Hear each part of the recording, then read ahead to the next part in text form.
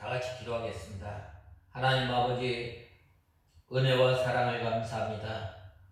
우리들에게 거룩한 날을 허락하여 주시고 새벽 미명부터 오후 이 시간까지 주님의 거룩하신 이름을 찬송하게 하시며 주님의 거룩하신 이름 앞에 무릎 꿇게 하시며 예배를 드리며 우리의 몸과 마음과 정성을 바쳐서 주님 앞에 예배를 드릴 수 있도록 은혜를 허락하여 주신 주님 감사합니다.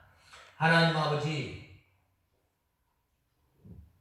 믿음은 바라는 것들의 실상이요 보지 못하는 것들의 증거라고 말씀하셨는데, 하나님 아버지, 저희들이 먼저 하나님을 믿고 하나님의 말씀을 믿고 또한 하나님의 말씀을 복종하는 저희들이 되게 하여 주시옵소서.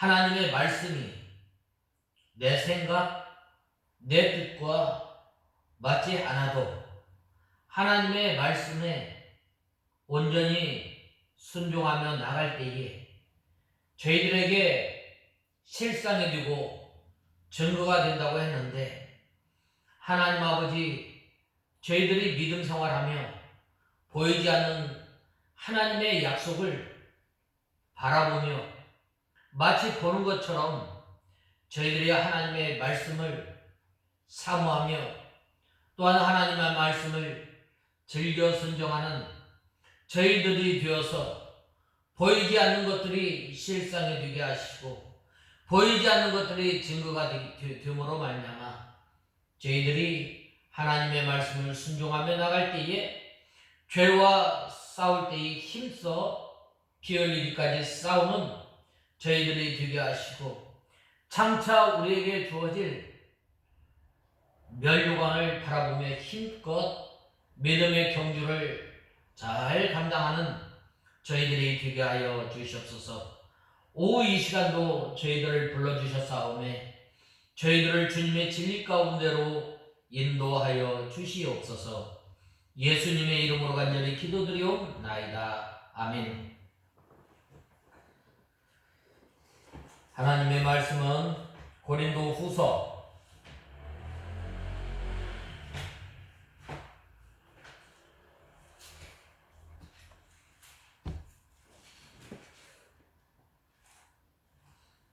3장 4절 한 절만 보겠습니다. 3장 4절, 우리는 그리스도로 말미암아 하나님을 향하여 이 같은 확신을 가지고 있다. 아멘. 사도 바울은 하나님의 은혜로 말미암아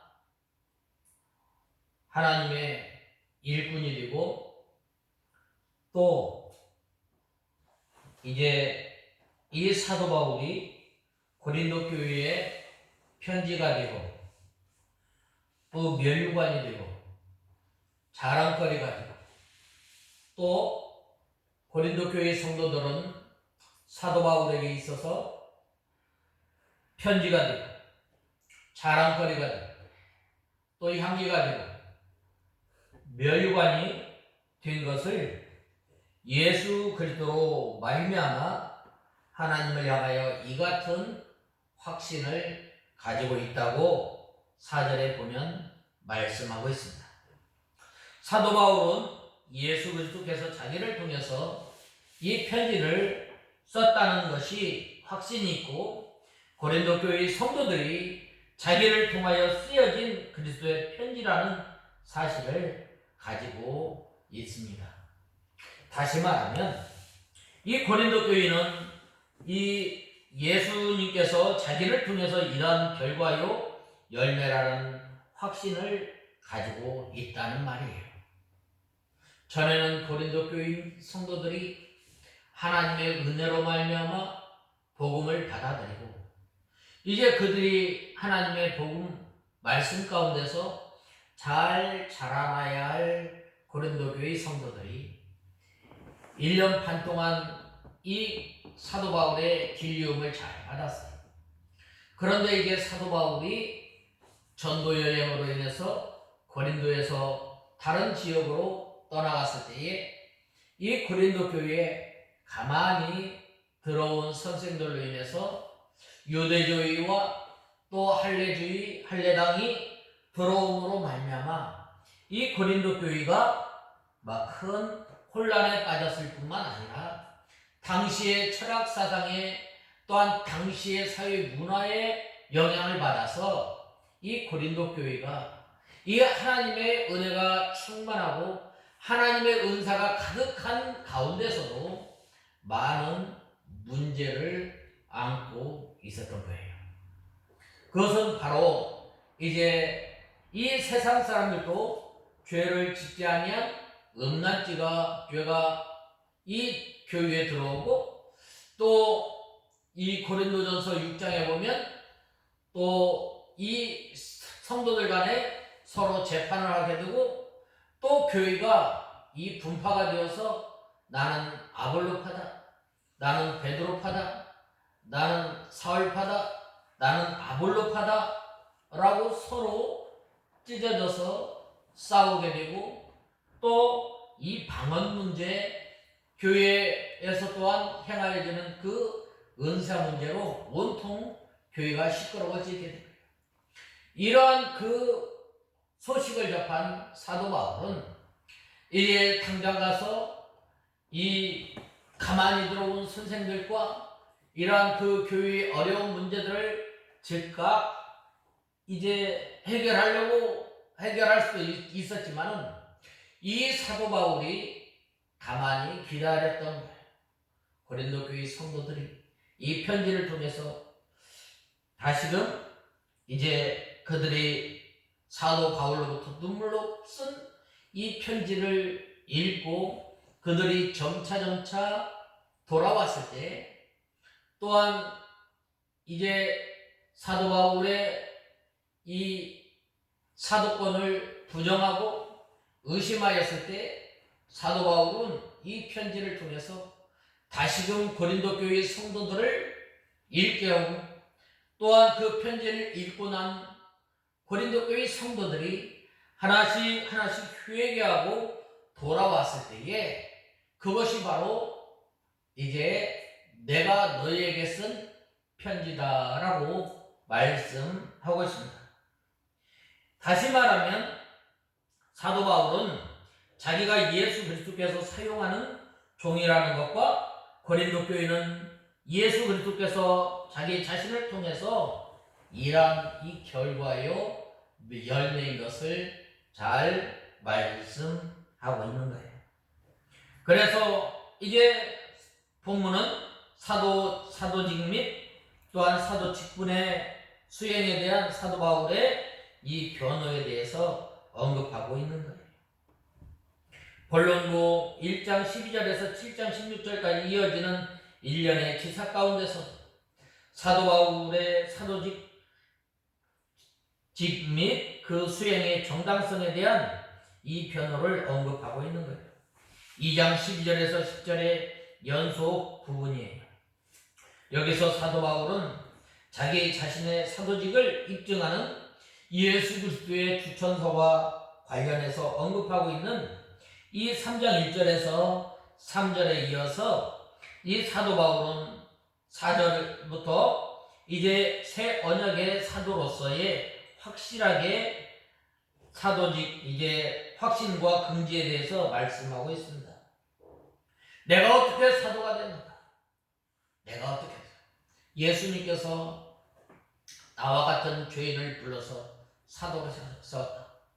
나는 전에는 회방자이고 나는 전에는 핍박자였지만 하나님의 은혜로 예수님의 은혜로 말미암아 내가 예수님을 영접하게 되고 내가 예수님을 믿게 되고 나로 하여금 이방인을 향한 사도로서 나를 세웠다라고 말씀하고 있습니다. 그러면서 이 사도 바울은 옛 계명의 일꾼과 새 언약의 일꾼으로서 이 두 언약의 일꾼이 얼마나 또 영광입니까? 잠시 있다가 이 없어질 영광도 크지만 영원히 없어지지 않는 이 새 언약의 일부는 얼마나 영광스럽겠는가라고 말을 하고 있는 거예요. 이 주천사와 또한 관련해서 3장 1절에서 3절에 보면 잘 말씀하고 있습니다. 즉 사도 바울은 자신의 사도직이 예수 그리스도로 말미암아 하나님에게 비롯되었음을 확신하고 또 새 언약 곧 복음을 전하는 직분을 하나님께서 나에게 허락하셨다. 자신의 사도직이 옛 언약을 곧 율법을 가르치는 의문의 직분보다 더 낫다는 거예요. 이 모세가 하나님의 말씀을 받아서 이스라엘 백성들에게 공포할 때에 그 영광이 없어지지 않게 위해서 어떻게 했어요? 수건으로 가렸다고 말씀하지 않았어요. 없어질 영광도 이렇게 큰데 하물며 새 언약의 일꾼은 얼마나 그 영광이 크겠느냐 이거예요. 그 옛 언약의 그 영광, 옛 언약은 우리에게 어떤 유익을 줄 수가 있어요? 그것은 바로 우리는 죄인이에요. 우리는 하나님 앞에 나갈 수 없어요. 하나님의 공의를 만족하지 못하지만 그 옛 언약을 통해서 우리의 연약함을 알게 하고 옛 언약을 통해서 우리가 죄인임을 알게 하고 옛 언약을 통해서 나는 예수님의 아니면 나는 하나님 앞에 나갈 수 없고 나는 예수님이 아니면 나의 이 붉은 죄를 다 씻을 수 없는 연약한 존재, 하나님 앞에 나갈 수 없는 존재임을 알게 됩니다. 그래서 이 새 언약은 바로 예수 그리스도로 말미암아 내가 하나님의 자녀가 되고 내가 의롭게 되고 또한 내가 하나님의 은혜로 말미암아 썩지 않고 쇠하지 아니할 영원한 영광스러운 하나님의 나라를 바라보면서 믿음 생활할 수 있는가. 또한 나에게 이러한 그 직분을 허락해 주신 것은 바로 예수 그리스도의 은혜로 말미암아 나에게 직분을 맡겨주셨다는 거예요. 내가 이것을 확신한다라고 사도 바울은 고린도 교회 성도들에게 말씀하고 있는 거예요. 이 우월한 영광을 주님을 밝혀서 이 자신이 사도직을 갖게 된 것에 대해서 매우 큰 영광을 지니고 있음을 선언하고 있는 거예요. 또한 옛 언약은 우리 사람을 구원에 이르게 할 수 없어요. 우리가 알다시피 우리는 이 구원의 이 율법으로는 구원을 얻지 못하고 오히려 사람을 정죄해서 끝내 죽음에 이르게 되는 거예요. 너는 죄인이다. 너는 죄인이다. 너는 용서받을 수 없는 사람이다. 우리가 우리를 정죄를 하고 착각하고. 그러나 예수 그리스도의 새로운 언약, 예수님께서는 은혜와 생명이 우리에게 있는 거예요. 예수 그리스도를 믿음으로 말미암아 영원한 죄에서 영원한 생명으로 우리를 옮겨주시는 영원한 저주 가운데서 영원한 사랑의 대상으로 옮겨주시는.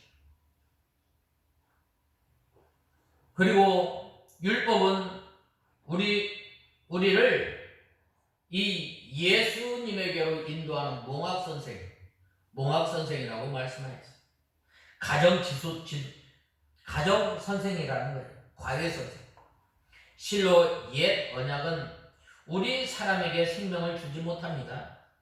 그러나 하나님께서는 생명을 얻게 하는 새 언약으로 주신 것이 바로 복음이에요. 복음, 복스러운 소식. 죽었던 우리를 살리는 복음이에요. 우리가 죄인이지만, 우리가 하나님 앞에서 의롭지 못하지만, 이 복음은 믿음으로 말미암아 우리가 의인이 된 거예요. 죄인은 하나님 앞에 나갈 수 없지만 예수 그리스도를 믿고 또한 복음을 받아들인 그러한 사람에게는 은혜의 보좌 앞에 당당히 나가는 거예요.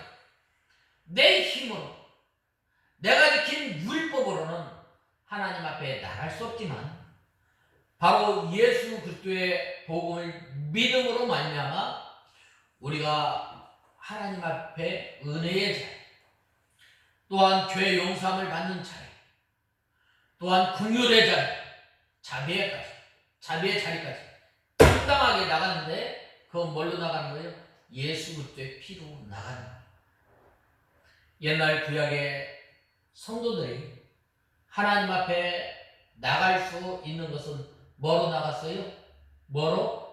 이 짐승의 피를 가지고 나간, 장차 오실 예수 그리스도를 바라보고 나간 거예요.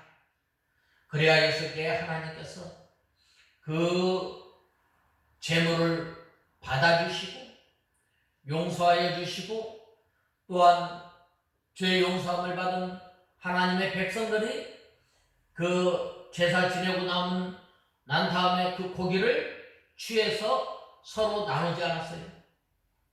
바로 우리 예수 믿는 성도들이 구원함을 받고 하나님의 죄 용서함을 받은 그 사람은 날마다 하나님께서 주시는 기쁨과 평안 가운데 살아가야 함을 말씀하고 있는 거예요.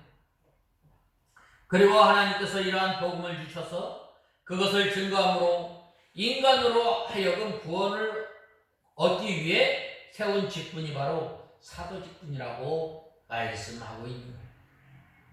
오늘 본 말씀 6절에 보면 뭐라고 말씀하셨어요? 6절에 보면 하나님께서는 우리를 새 언약의 일꾼이 되기에 충분하게 하셨다. 그것은 의문의 문자로 된 것이 아니다. 영으로 된 것이니 의식법의 문자는 죽이는 것이고 영은 살리는 것이다 라고 말씀하였습니다. 또 7절에 보면 뭐라고 말씀하셨어요? 7절에 보면 돌에 새겨져 사망에 이르게 하는 의식법의 문자의 직분에도 영광이 주어져서 이스라엘 자손들이 모세 얼굴에 없어질 영광 때문에 그 얼굴을 주목할 수 없었다면 성령의 직분은 더욱 영광스럽지 않겠느냐라고 말씀하셨습니다. 이러한 의미에서 사도 바울의 사도직은 매우 영광스러운, 참 나와 같은 죄인을 불러서 하나님의 자녀로 삼아주시고 하나님의 몸된 교회를 섬길 수 있도록 은혜를 허락하여 주시고 우리에게 직분을 허락하여 주신 것은 얼마나 영광스럽겠어요. 물론 옛 언약의 직분을 맡은 자에게도 영광이 있습니다. 옛 언약의 직분을 맡은 자의 대표격인 모세의 얼굴에 나타난 영광으로 맡은 자, 이제 이 백성들의, 이스라엘 백성들을 감히 그 얼굴을 주목하여 볼 수 없었다고 7절에 보면 말씀하고 있습니다.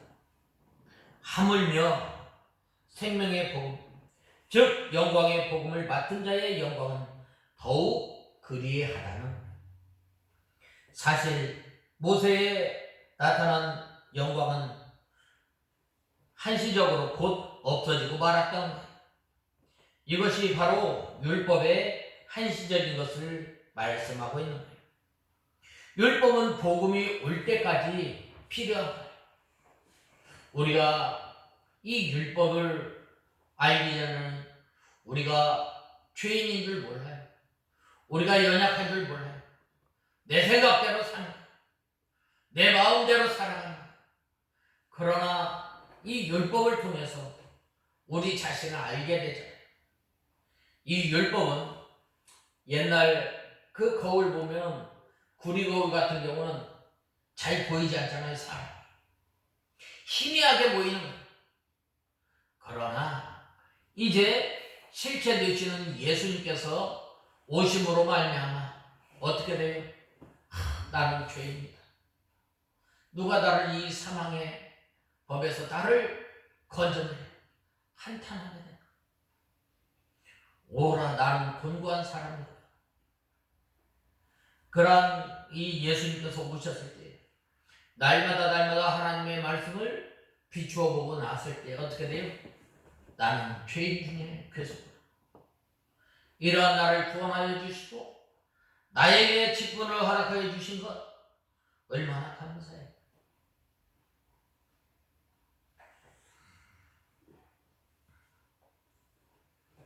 그러나 이 태양이 떠오르면 다른 그 자체로서 이 빛을 잃어버리고 아무 역할도 할 수 없는 것처럼 이 구약시대의 이 율법은 예수님께서 오심으로 말미암아 완전히 성취됨은 물론 더 나은 신약의 복음으로 대체됨으로 더 이상 아무런 효력도 발생할 수 없게 된 것. 따라서 옛 언약 곧 의문의 직분 역시 새 언약 곧 영의 직분 앞에서 더 이상 아무런 영광도 없는 거예요. 그러므로 영광의 직분은 복음이 영원한 것처럼 또한 그 영광이 영원한 거예요.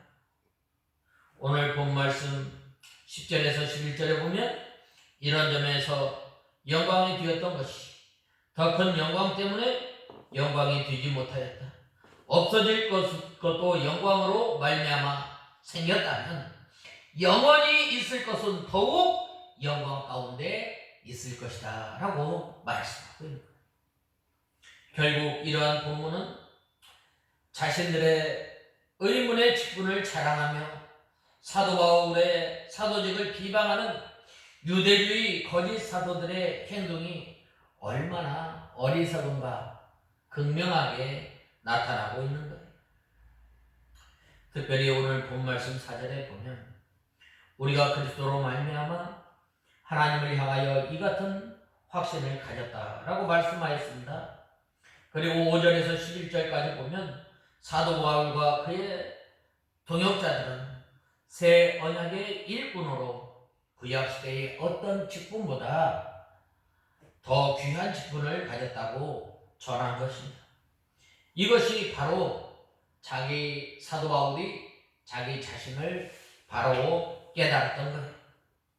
그런데 이 고백을 한 그 배경은 당시 고린도 교회의 성도들 가운데 사도 바울의 사도성과 진실성을 의심하는 사람들이 있었어요. 그래서 고린도 후서에서는 이 사도 바울의 사도성에 대한 변호가 두드러지게 있는 거예요. 이런 그 비방과 이러한 그 환난 가운데서 사도 바울은 새 언약의 일꾼으로서 당당하게 하나님의 진리의 말씀을 올곧게 세워나갑니다. 우리는 새 언약의 일꾼으로 우리는 부름을 받은 거예요. 우리는 하나님 앞에 아무런 내세울 것도 없고 또한 우리는 죄로 말미암아 죽은 우리 인생을 하나님께서 우리를 하나님의 자녀로 삼아주시고 하나님의 은혜로 말미암아 우리를 성도로 또한 소망이 없던 우리에게 하늘나라의 소망을 허락하여 주시고 자녀로 삼아주셨는데 이제는 우리가 이 구약시대와 같이 이 어떤 율법의 의문보다 더 영광스러운 영의 이 직분을 받았는데 이 영의 직분을 맡은 우리는 힘써 믿음의 선한 싸움을 다 싸우는 저와 여러분이 되어야 한다.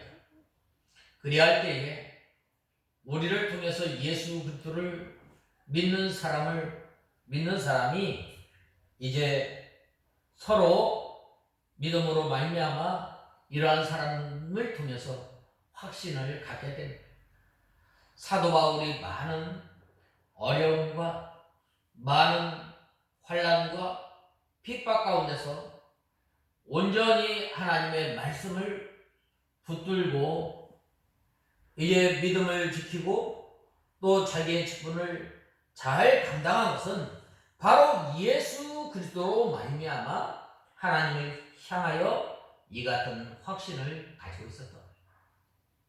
우리가 하나님의 자녀가 되고 내 힘으로 내 의지로 된 것 아니에요. 하나님의 전적인 은혜로 말미암아 우리가 하나님의 자녀가 되고 또 우리를 이 하나님이 귀한 직분을 맡겨주셨는데 이 맡겨주신 이 직분을 잘 감당하는 저와 여러분이 다 되어야 하겠습니다. 다 같이 기도하겠습니다. 하나님 아버지, 주님의 은혜와 사랑을 감사합니다. 사도 바울이 이 거짓 사도들로부터 비방을 당하고 또 자기가 전해준 고린도 교회 성도들이 사도성을 의심하며 또한 함께 비방하고 또한 의심하였을 때에 내가 받은